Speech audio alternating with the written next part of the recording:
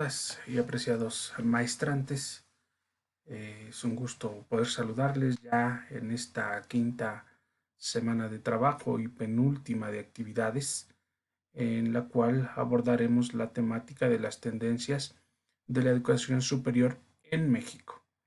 A diferencia de la semana pasada, que vimos a circunstancias a nivel mundial, trataremos de especificarnos un poquito más a las situaciones de nuestro país, cómo ha sido esta incursión de la educación superior hasta parte de nuestra actualidad, lo que dará pauta a realizar nuestro proyecto final y apartamos con esta circunstancia de estas tendencias de educación superior en nuestro país a partir de dos planteamientos elementales. El primero es, tenemos una herencia de 3 décadas en este nivel educativo, porque, bueno, veremos cómo fue la pauta a partir de dichas décadas en el avance de este nivel.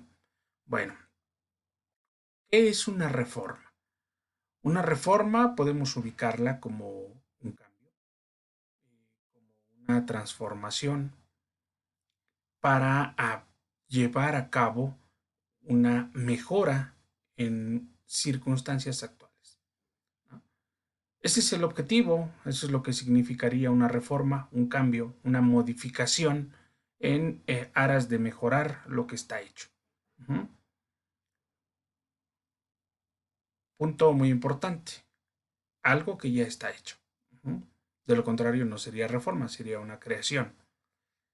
En este sentido, el objetivo fundamental es mejorar las circunstancias que se tienen.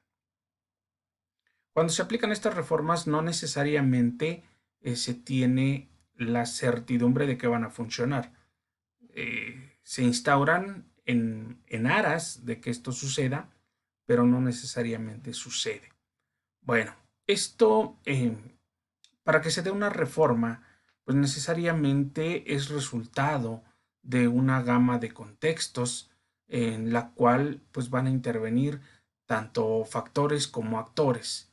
En este sentido, estos dos elementos fundamentalmente tienden a converger y en ese sentido dan pauta precisamente a que se pueda dar una modificación en lo que se lleva a cabo. Bueno, en este sentido, el nivel educativo de corte superior en nuestro país tiene distintos elementos que lo destacan. Entre ellos, pues son las relaciones que hay entre el Estado, es decir, entre gobierno, digamos, y el sistema de enseñanza de este nivel en términos generales. Obviamente con las instituciones de manera específica y de igual manera, pues estas relaciones se manifiestan en determinadas políticas de organización y obviamente que estas van a dar pauta a determinadas estrategias de reforma. Una segunda característica es la configuración de demandas sociales sobre la universidad. Es decir, ¿qué le estamos pidiendo al nivel superior? ¿Cómo se lo estamos pidiendo? ¿Y en qué sentido lo realizamos? ¿Mm? Una tercera es la movilización de estos actores en este nivel, es decir, quienes intervienen, puede ser desde los estudiantes, desde el claustro académico, desde los trabajadores al interior de cada una de las instituciones, todos estos actores tienen que ver también en este sentido. Uno más sería la adaptación a, a los cambios, ajá, que esto es una necesidad de acuerdo a estar en concordancia con los modelos de corte internacional. Ajá. ¿Por qué? Porque estos van marcando la pauta de cómo va dándose este desarrollo de la enseñanza en este nivel. Tiene que corresponder. Nuestro país es un país subdesarrollado y que correspondemos a un factor de globalización. Si no estamos dentro de este sistema de globalización, pues prácticamente nuestro país está fuera de muchas circunstancias. Es por ello que la educación superior también corresponde a esta gama de adaptación. Bueno, la educación superior tiene muchos años. y a lo largo de estos ha habido innumerables cambios. Pero algunos muy importantes se han dado, bueno, pues en el siglo pasado y han derivado de manera holística. Y esto forma una complejidad en sí mismo. ¿Por qué? Porque tenemos distintas opciones para poderlo llevar a cabo, distintas modalidades. Hoy en día, derivado de las circunstancias, se han incrementado estas modalidades. Y en ese sentido, entonces, la educación superior es muy compleja, ¿no? Hago este énfasis, compleja no por lo complicado, sino por todo lo que conlleva. Estos cambios, esta transformación que se ha dado en este sistema, se ha dado también en lo particular, en cada una de las instituciones educativas. ¿Por qué? Porque estas son las que marcan la pauta del sistema. Bueno, eh, haremos una puntualización en las 3 últimas décadas del siglo pasado, del siglo XX. ¿Por qué? Porque es necesario identificar estas fases por las cuales ha pasado la educación superior en nuestro país. Y estas 3 décadas del siglo pasado han sido claves para ello, ¿no? Una de ellas la ubicaremos en la eh, década de los 70 y en esta década se caracterizó por una etapa prácticamente de expansión. ¿Sí? Fue un crecimiento que no se planeó, pero que se dio derivado de las circunstancias. ¿Sí? Prácticamente en esta década fue el mayor crecimiento en la historia de nuestro país de la matrícula en este nivel. Un incremento sustancial de instituciones, por ende de programas académicos, y si necesitamos instituciones y programas académicos, requerimos de quien los imparta, de quien labore en estas instituciones, y por ende requerimos una gama amplia de docentes. Estas fueron las necesidades muy puntuales, ¿sí? Estos esfuerzos que se dieron en este sentido, pues prácticamente se suma una reforma educativa en el año específico de 1972, que esta reforma abarcó pues todos los niveles educativos del país, pero dentro de ellas fue muy importante su impulso a la educación superior. ¿Por qué? Porque se creó un organismo impulsor de la ciencia y la tecnología, ¿sí? Mejor conocido como CONACYT, por sus siglas, las cuales significan el Consejo Nacional de Ciencia y Tecnología. ¿Ah? Este organismo da pauta precisamente a un desarrollo, a investigaciones, y ¿quiénes las van a realizar? El nivel superior, indiscutiblemente, las universidades, ¿no? ¿De qué más dio pauta? ¿Qué más se pudieron crear? Bueno, pues nuevos modelos universitarios. Eh, Podemos hacer énfasis en los planteles, por ejemplo, esta creación de la Universidad Autónoma Metropolitana, o mejor conocida como la UAM, de Escuelas Nacionales de Estudios Profesionales de la UNAM, o derivado de siglos la conocemos como las ENEP. También se creó un sistema binario de lo que es la educación superior, y que este sistema buscó el ir incorporando a las distintas universidades y a los distintos tecnológicos hacia un sistema de instituciones tecnológicos regionales. Esto con aras de permitir precisamente un mayor servicio derivado de la demanda creciente que se tenía en esos entonces, ¿no? Entonces, nos permite que esta educación superior no sea centralizada en las grandes ciudades, ¿sí? Que no sea únicamente en las capitales de las entidades federativas, sino que estos servicios puedan ser ampliados a distintas provincias. Y con ello se permitió que la matrícula incrementara de manera sustancial, ¿sí? En esta etapa, la política gubernamental, perdón, hace un énfasis fundamental en aspectos de corte cuantitativo, ¿sí? Más allá que la calidad que manejaran las instituciones educativas era de corte cuantitativo, ¿sí?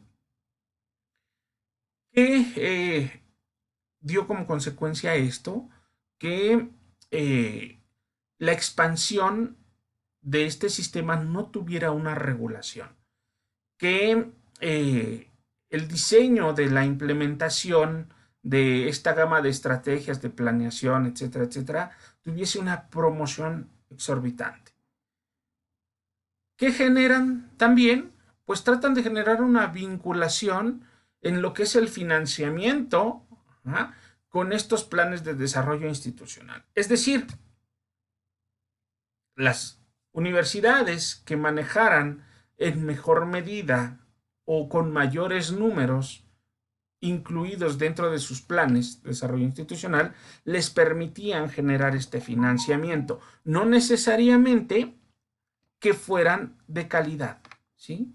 Si no se fijaban una situación en cuanto a número.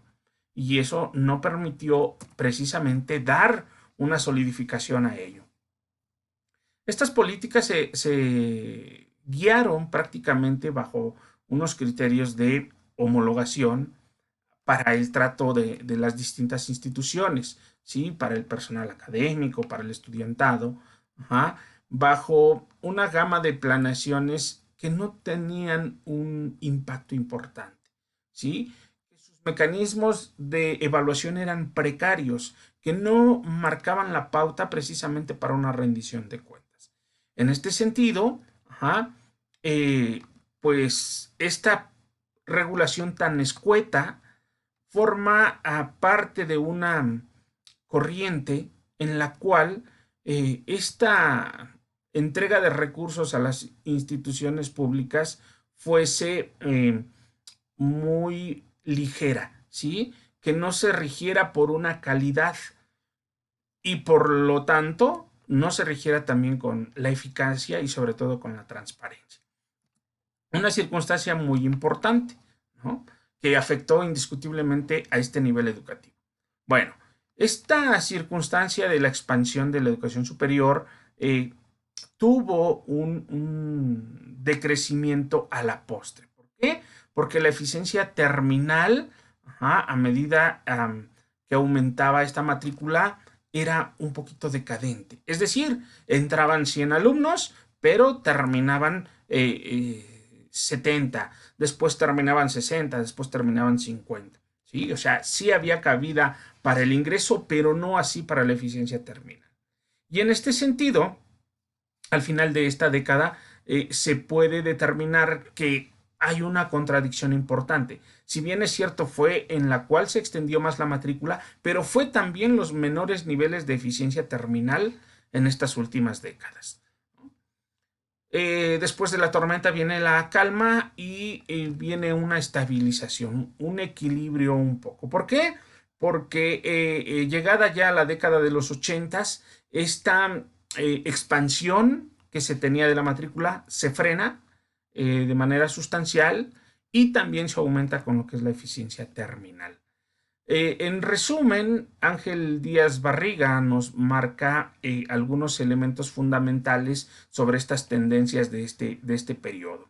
¿Cuáles son? Que el crecimiento de la matrícula, fundamentalmente de instituciones públicas, fue notorio. Ajá. Que hubo una expansión del número de instituciones universitarias de corte público. Ajá. Y de igual manera también una expansión de instituciones, pero también de corte privado. Hay una diversificación de ofertas educativas con creación de nuevas licenciaturas y en ese sentido también hay cabida a mayor interés, mayor cobertura hacia las necesidades. Hay una incorporación de nuevas formas de organización académica. ¿Por qué? Porque las que se tenían no eran las que se requerían y por ende se necesitaba cambiar. Y también hay una exploración de nuevas formas de organización sobre los planes de estudio. ¿Por qué? Porque tendríamos que corresponder, reitero, a un término de globalización.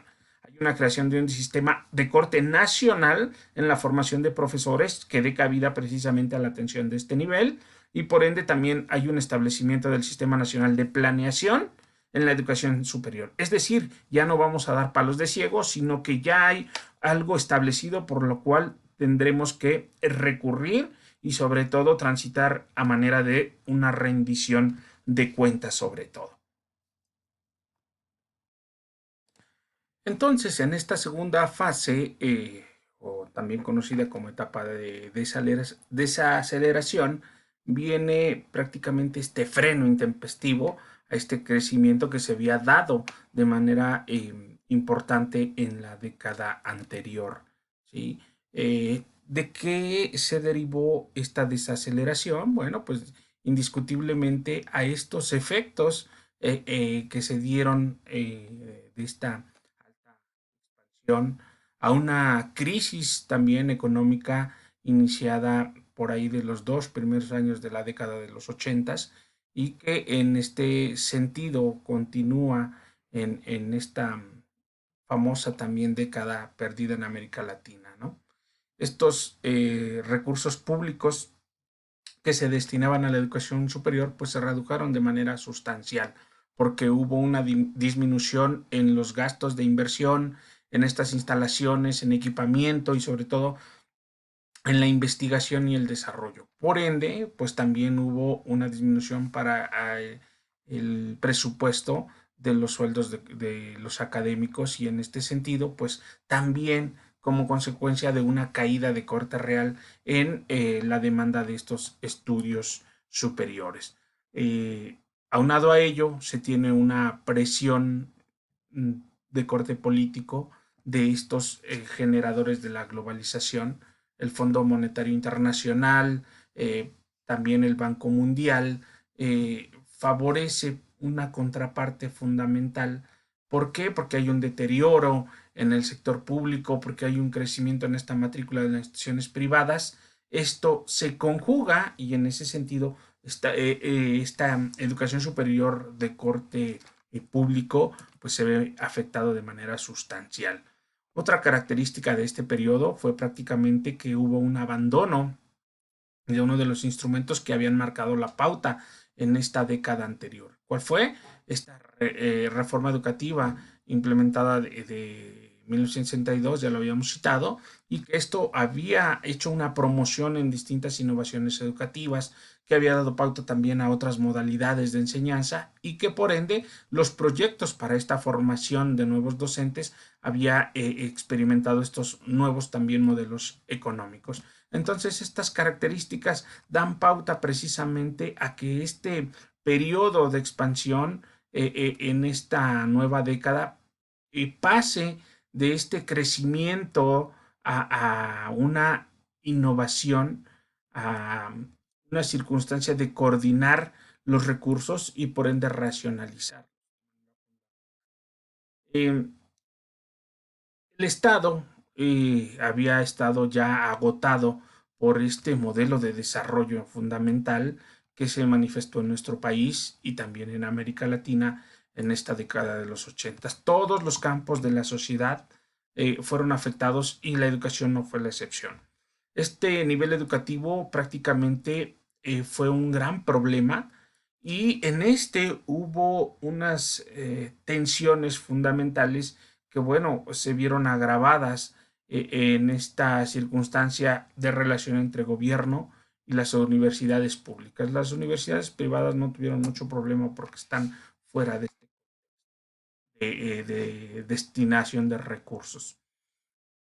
¿Qué da pauta a ello? A que, bueno, pues el Estado y las universidades pues tengan que modificar prácticamente la forma en que se relacionan y en este sentido esta intervención de parte del gobierno va a permitir que se centre en lo que es el crecimiento y sobre todo las orientaciones de las distintas universidades del país, pero específicamente en el ámbito público.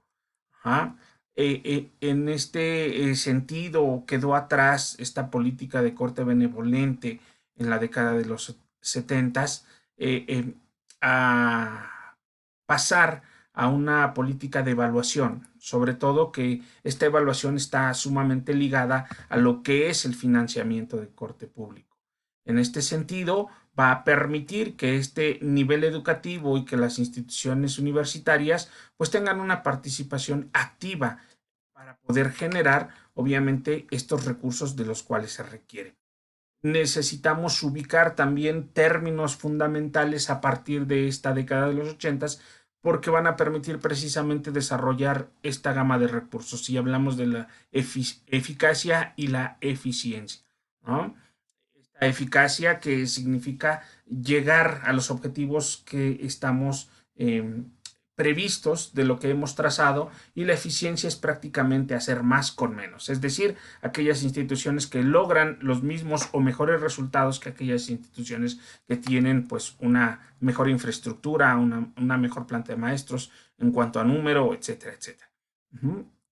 Entonces esto va a permitir precisamente que esta corriente de evaluación, de planificación, se extienda a la siguiente década para que este sistema educativo superior del país se vea fortalecido, con un propósito de manera contundente, que era reformar precisamente este sistema de educación superior, de reformar las instituciones universitarias a partir de esta gama de estímulos de corte externo, pero que están basados también en un financiamiento de corte estatal.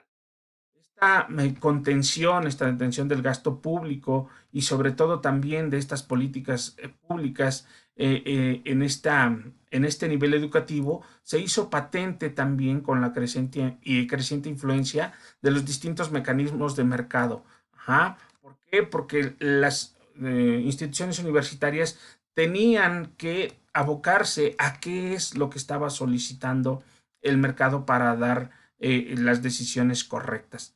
Y en ese sentido, bueno, pues las fuentes de financiamiento fueron también importantes, que se pudieran diversificar, ya no depender netamente de el Estado, sino que también incursionar prácticamente en una venta de servicios académicos, es decir, que los usuarios tengan a bien contribuir con determinadas cuotas, con determinadas donaciones cuando ya se es egresado, e incluso también de la iniciativa privada buscar esta gama de recursos.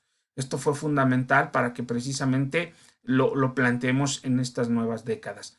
De igual manera que lo hizo en la década anterior, Ángel Díaz Barriga resume también algunas características de este periodo y nos resume que la contención de la matrícula se dio bajo un argumento de masificación de la educación, ¿sí? Es decir, no necesitamos tanto, necesitamos frenar para que sea de mejor calidad, ¿sí? En este sentido. Esta calidad va a permitir que se crezca más en este sector educativo en calidad y no en cantidad.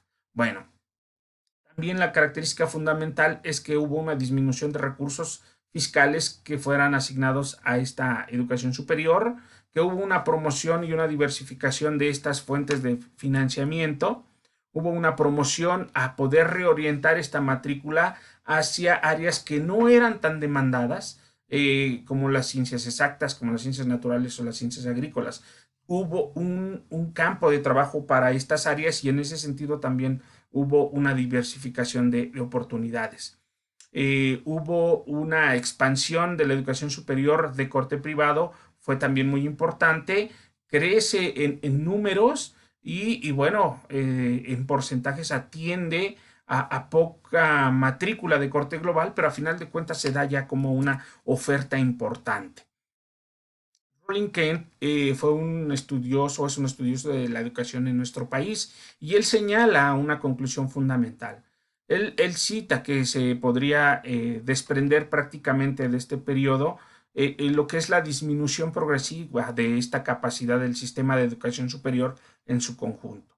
En las universidades en particular, para poder interpretar estas señales que provienen del entorno que es sumamente inestable. ¿Sí? Esto conlleva una gran dificultad para poder responder a estas turbulencias de corte económico, de corte político, y que podamos contar con estrategias coherentes para un desarrollo institucional eficaz. ¿Sí? En este sentido, pues se da paso a la siguiente década de los 90, conocida como la etapa evaluadora. Y en este sentido, nuestro país y la educación superior de Latinoamérica van de la mano prácticamente, para que el Estado es prácticamente ausente, se vuelve muy benevolente en esta asignación de recursos a la educación superior en la década de los 70, vimos lo que pasó en los 80, y en este sentido en esta nueva década va a permitir también que se genere esta nueva relación para poder destinar también recursos.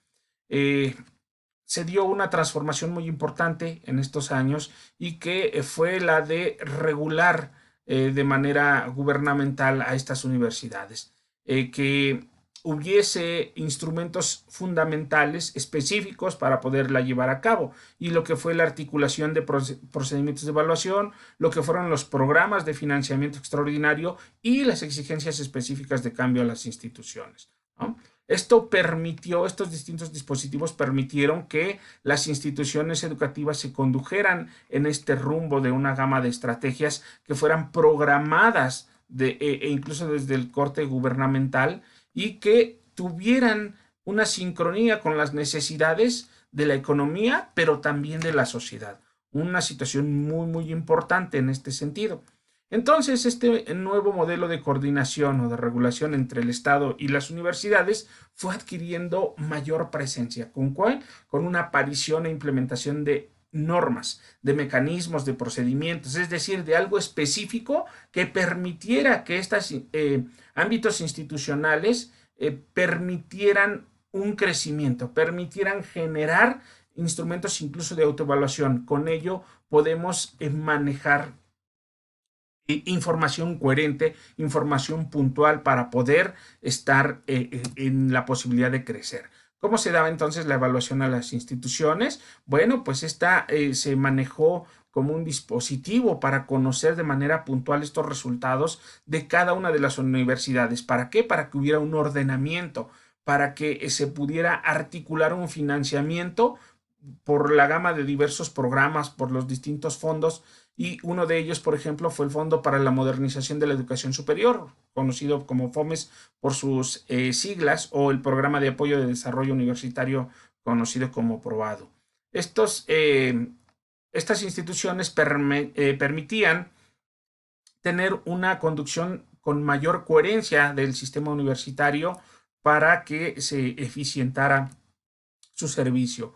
Las instituciones tenían que acreditar esta evaluación para que se pudiera manejar también un mejor destino de los recursos para ellos.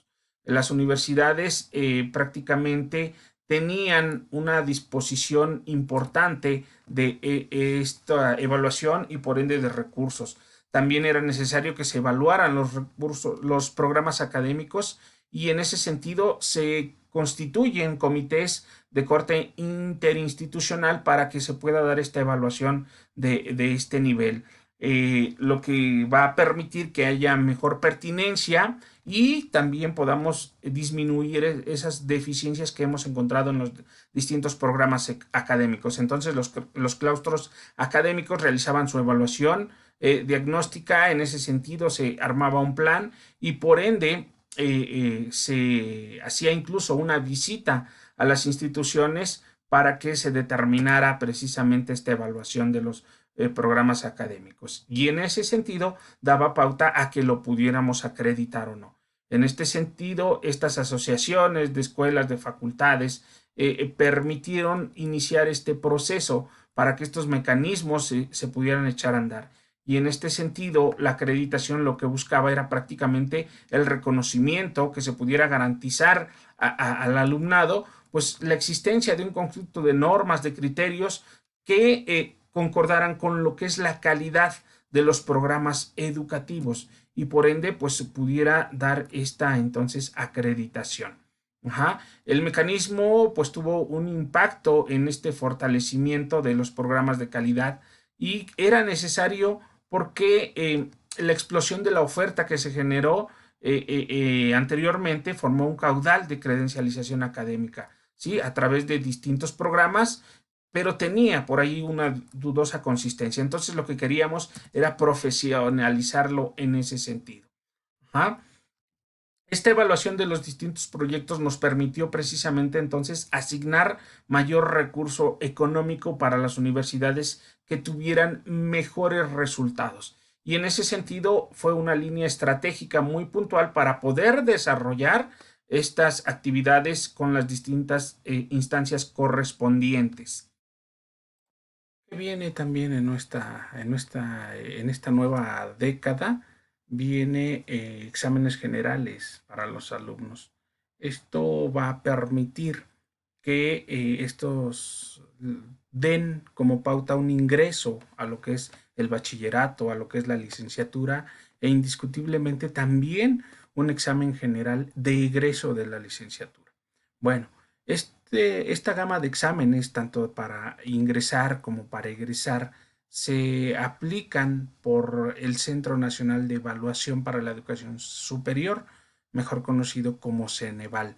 Este fue instaurado a partir de 1994 y con ello da pauta precisamente a que haya mejor calidad en este nivel educativo.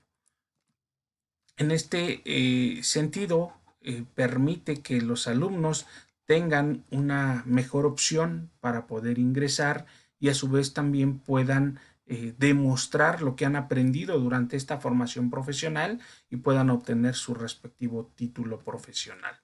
Bueno, eh, aunado a esta evaluación para los alumnos, pues también hay una evaluación para el personal académico, ¿sí? De esta manera se permite que el profesorado pueda tener acceso a una gama de estímulos. Indiscutiblemente es necesario cubrir los distintos procedimientos de evaluación de este desempeño de corte individual, no como institución, no como universidad, sino el desempeño netamente individual y de igual manera corresponder a un programa de formación y de actualización académica que nos va a permitir precisamente tener mejores formas de remuneración.